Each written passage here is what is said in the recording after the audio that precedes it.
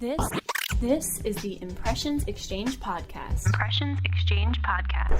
Where all topics impacting the graphic imaging and printing industry are addressed via in-depth news coverage, analysis, and timely interviews.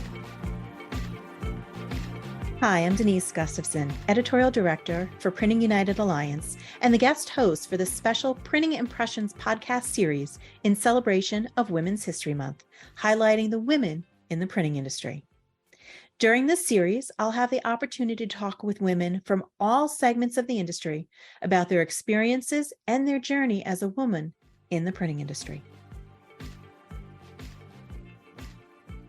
So today, it's my pleasure to welcome Jennifer Ventola. She's Director of Production Services, OUTFRONT Media, based in New York. So Jennifer, welcome. Hi, thank you so much for having me. I appreciate it. So can you tell me a little bit about the work that you do for OUTFRONT Media? Sure. Right now, obviously, OUTFRONT, for those who don't know, OUTFRONT Media is a media vendor for out-of-home. They have billboards and transit materials and posters and buses all nationally. So I am tasked to handle the procurement of the printing. So we don't have an actual facility for printing. So I utilize a few different vendors throughout the country, and we source print for multiple markets. There's like 38 markets nationally. So we have production managers in a lot of the markets. We have some regional groups that handle production, and I oversee all of it, transit and outdoor. Very cool. So how long have you been with OUTFRONT? It was just 4 years in January. So this is my first time actually being on the vendor side. I've been on the printing side in manufacturing. That's where I started. And then I went from there to the media buying agencies. And I ran print production divisions or departments for them for an added value. And so that's how I got solicited here. Someone on that end came here, thought that it would be a good fit. We had transit as far as production revenue, but we never had like fully outdoor capturing revenue. So now we kind of do all of it. So it's almost like a turnkey service for our clients. Very, very cool. I'm sure they love that kind of turnkey service, especially nowadays. Yeah, nobody wants to do anything, which, you know what, is good for us because we know it's easy. We just handle it soup to nuts and it gets done and we make money on all facets of it. It helps. I mean, in some instances, good and bad, there's only one throat to choke too. If there's a problem, they have one person as a point person to go to, and they don't have to worry about, well, was it this person, that person, the other person? Oh, we deal with 10 people on this one project. They now have one point of contact. Exactly. It makes life a lot easier. How did you first get started in printing? Now, you said you were on the manufacturing side to start with, but you've only been with OUTFRONT for 4 years. So yeah, I've been doing this. Oh God, I think I'm going to date myself, but it's been 25 years now. Almost. Hey, you're right on task with me. I've been in the industry 25 years too. So it's really scary. I started out.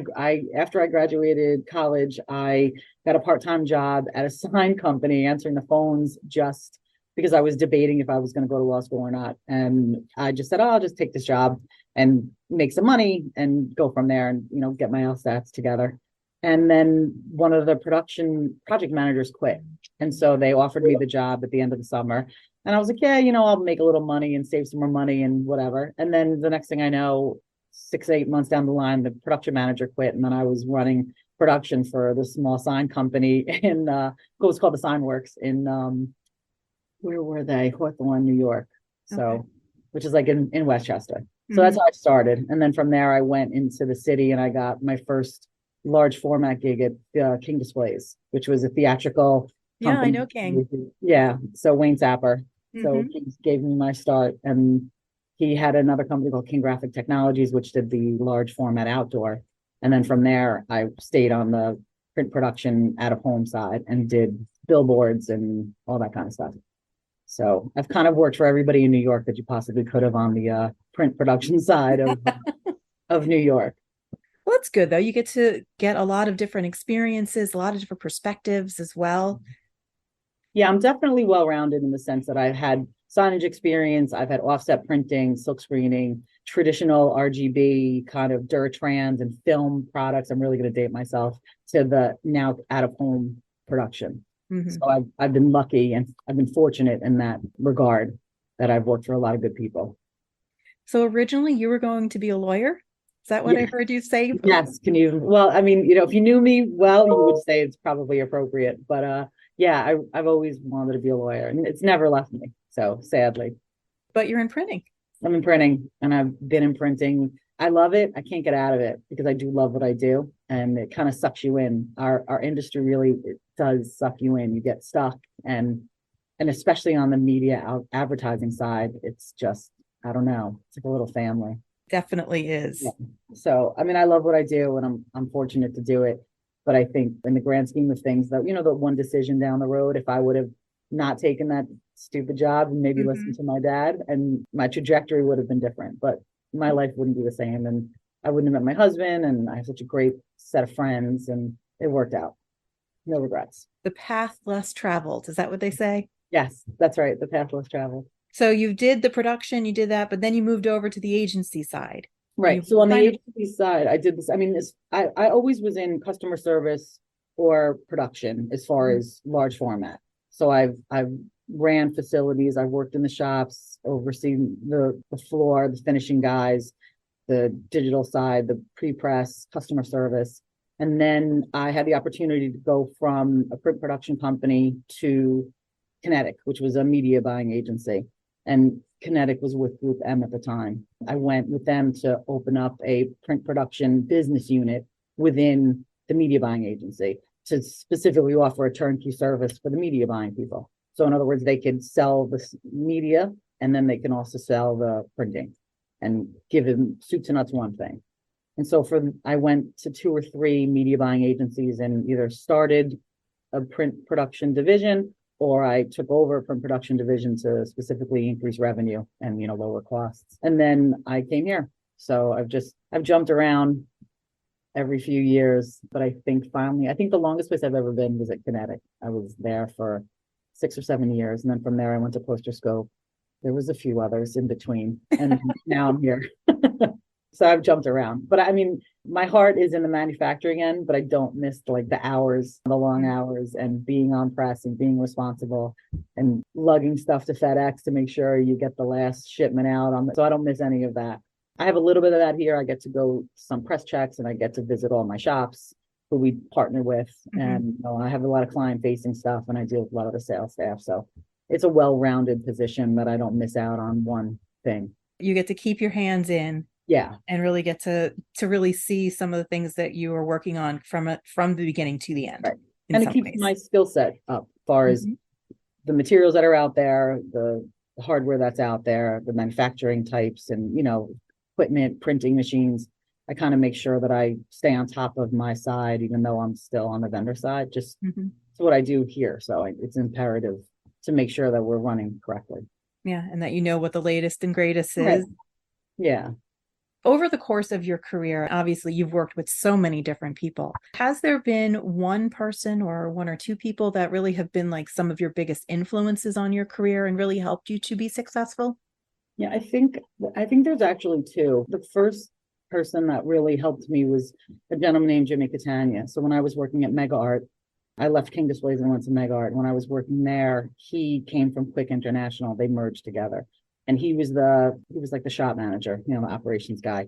And I was running customer service. And I think he really had an influence on me to realize that I could do a man's job.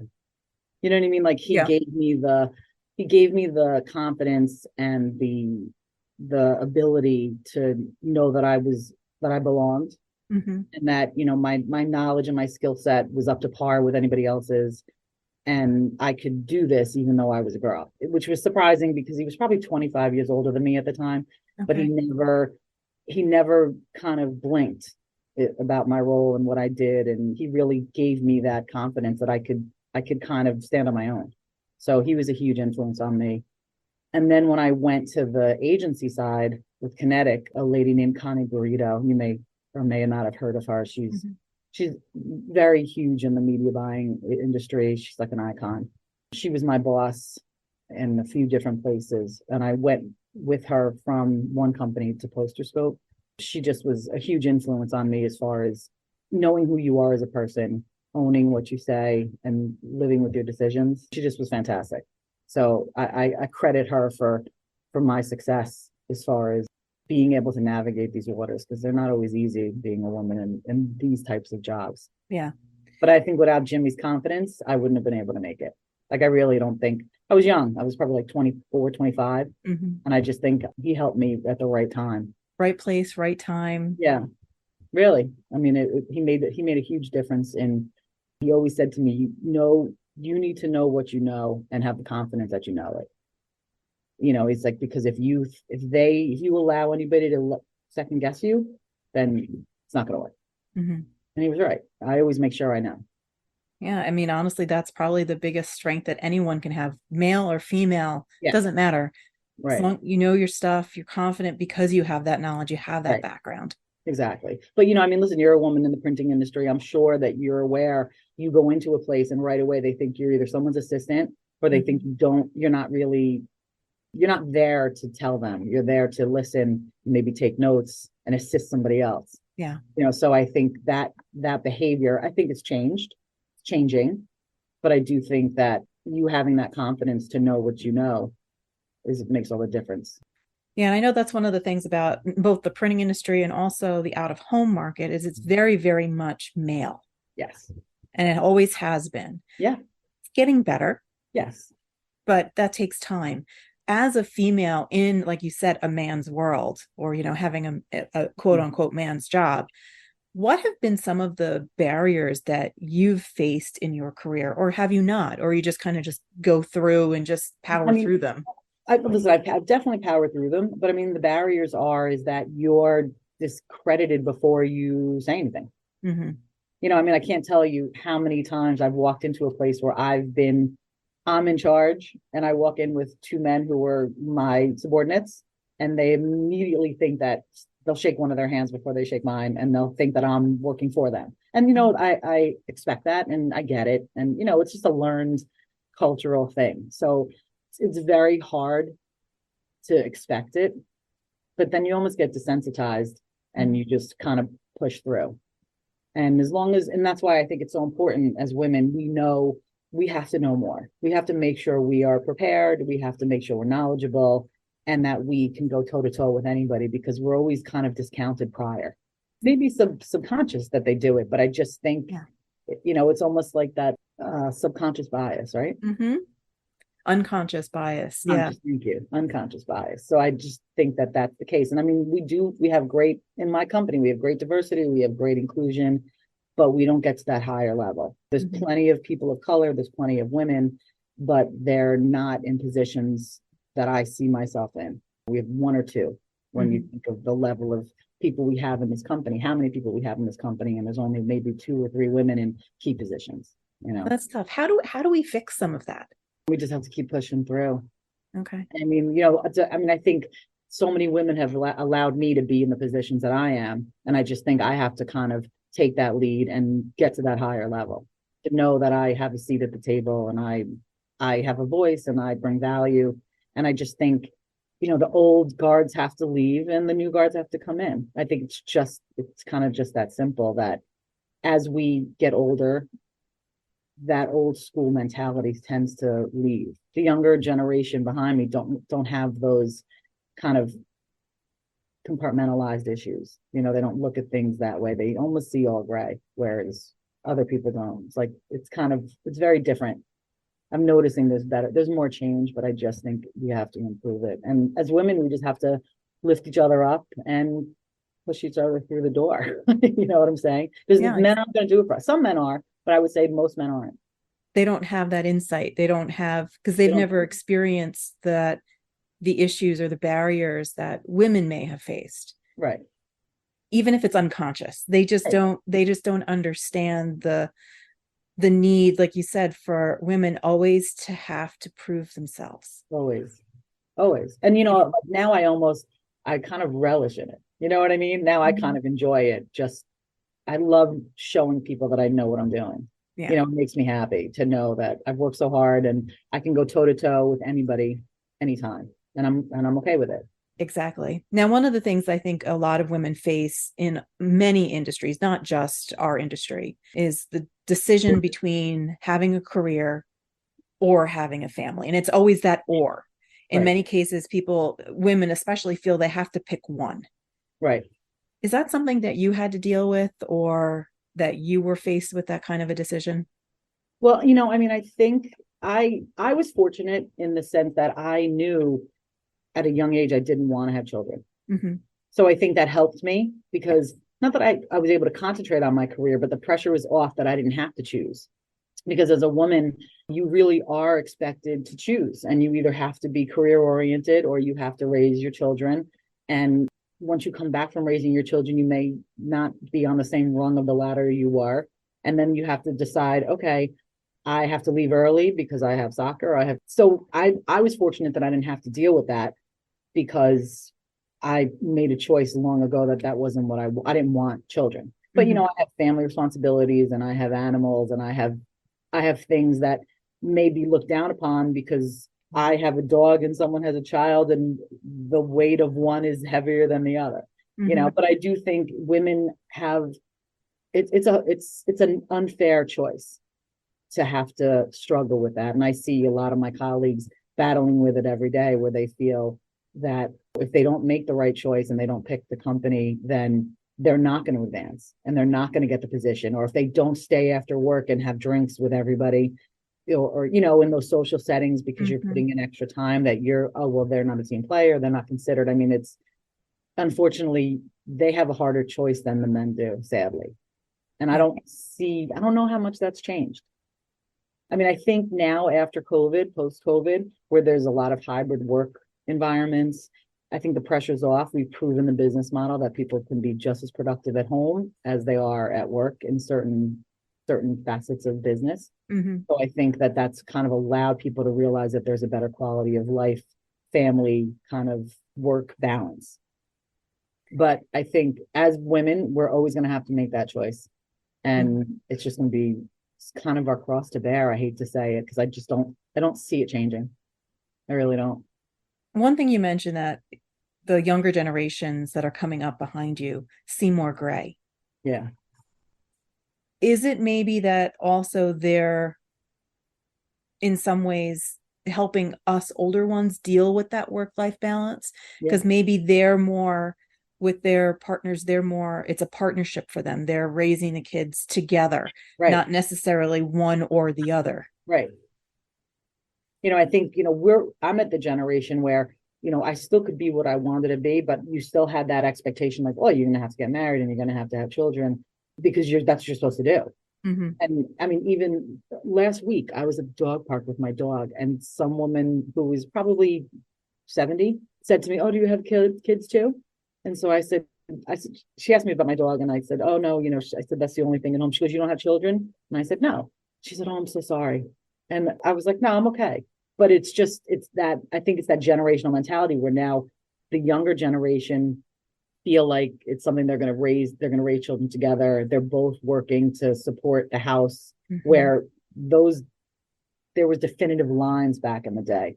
And I grew up where it was a combination of such lines, and maybe the man was the breadwinner, but the woman helped. And I think that's definitely changing. And I think the younger generation now is expecting more. They're expecting more from the businesses. They're expecting more perks and more quality of life and just better balance. Whereas we didn't expect that. You worked, you had your job, and you just worked. And in some cases, you felt weird asking about having a more flexible schedule, because there's always in the back of your mind going, well, if I put up too much of a fuss, maybe I'm going to get overlooked, or maybe they'll think you're not worth keeping. Exactly. In the long run. I'm not all in. Yeah. Someone else may be all in, or this person's staying later than me. There's all the clock watchers. There's not a lot of clock watching anymore. I mean, there were times I used to work at other agencies and I'd get in the elevator and it would be 6 o'clock and someone would look at their watch. Be like, oh, like you're leaving, like just those types of things where that doesn't happen as much anymore. That's a benefit. It is definitely a benefit. And I know one thing you mentioned earlier is that you have very few women in some of those key roles in leadership. Yeah.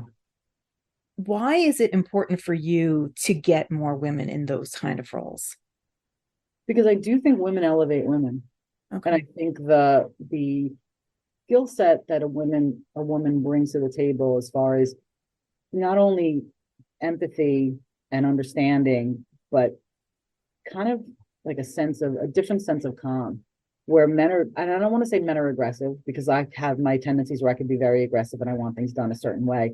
But I think men have a very curt, different approach to things than women do. So I think having a balance of both brings the best in a company. It really does. It just brings the best in your workers, and it brings the best outcome because you have such a diverse kind of outlook. It kind of just levels the playing field in the sense of the way women deal with things versus the way men deal with things. Mm-hmm. I just think it helps. And one woman mentioned something interesting. She referred to like that C-suite where if there's no women in it, kind of like an echo chamber, that there's only one voice, there's only one viewpoint. Yeah. But by having the multiple, whether it's race, whether it's gender, in some of those positions, it helps the businesses to really see more and explore more. Right. And I do think you reach a level of best practice. You know, when you have multiple cultures and multiple, I don't want to say sexes, but when you have men and women and you have, you know, multicultural, you really do bring the best out in everybody. You know, you see everything from many different lenses, and you can have a best practice of approach, no matter what it is. But I just think it makes such a difference, you know, and I've worked for men and women, and, you know, sadly, in the beginnings of my career, I always felt like it would be harder to work for a woman. And I found that it's much easier to work for a woman in my career than I have worked with men. Because they understand a little bit better. I think women are just more empathetic. And I hate to say that, but I just think that they are. Listen, women make less money because we don't fight to make more money. Women take on more responsibility because we won't speak up for ourselves enough to tell them that we're being taken advantage of. But there's certain things that people know that women will accept because they feel like they want to be a team player. They don't want to shake the waters. They want to be nice. That's just part of who it is. When you think about it, you know, when I go in to negotiate as far as getting a raise or getting a position that I want, I really have to put aside that I'm the woman, because I know if I allow myself to think like a woman in those senses, I'll feel like I need to do the right thing for the company. I need to make sure I'm helping out and doing the best for them versus, you know, I need to make sure I'm doing the best for me. Yeah. While I'm helping them. You know, I think there's just a different outlook on the way you approach things, because we as women want to take care of people. We want to do the right thing. We want to please people. And I feel like men have a different outlook in the sense that they may want to help, but they're like, listen, this is what it is, and I'm not going to get taken advantage of. They just have a better way of communicating in that respect of knowing what they want and doing it. Whereas a woman will know what she wants, but I think a lot of times, not that they're afraid to say it, but they just want to do the right thing. Could part of it also be expectation, and the fact that it's expected that men are going to be that assertive, they're going to know exactly what they want, but women just they're not, they don't have the confidence, they don't. They're expected not to, be assertive. I don't know. I wouldn't say it's confident. I don't know if it's confidence, other than the fact that they feel like it's important to do the right thing. Like they want to be a team player. And part of being a team player is taking on things that really may not be your responsibility, but it's for the greater good. Yeah. And I think that I know as a woman, I've subjected myself to things like that multiple times. And now as I'm getting older, I see it quicker and I can identify it quicker and I could rip the Band-Aid off faster. Yeah. And it's just learned, Because apparently women are a little too optimistic in some cases that, by stepping outside, doing the extra, that'll be rewarded down the line. Exactly. They're okay with the delayed gratification in a way. Right. Whereas the guy's like, oh no, what's this going to mean for me now if I do this? You want me to do an extra job, or you want me to do 2 or 3 more responsibilities you don't want to pay me? I'm not doing it.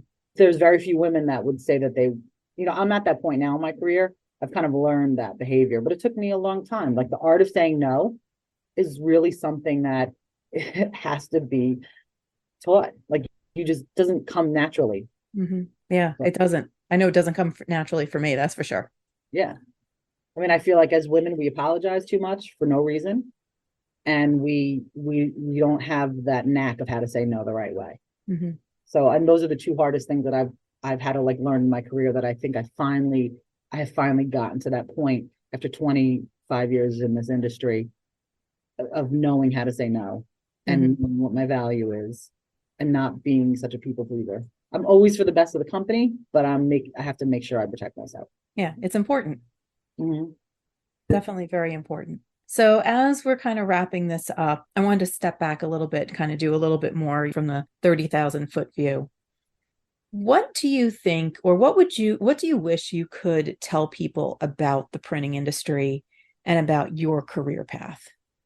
Well, I would tell people that I truly believe that the printing industry is exceptional in the sense of what we produce and the many facets of how we produce it is it's like no other industry in the sense of how we make things. And as far as like my career in the printing industry, my career has kind of been back and forth within print. So I've done small format, large format, out of home, standard press work. So I mean, I think there's such a vast knowledge and skill set there that you can kind of pick a niche, or you can kind of become a well-rounded individual. I think there's a good opportunity, and I hope it's not dying off. I mean, they tell me, I think I've been hearing this my entire career, that digital is going to replace print and print's going to be forgotten, and it hasn't happened. I mean, yes, it's changed and shifted, but I think it's one of the last great industries as far as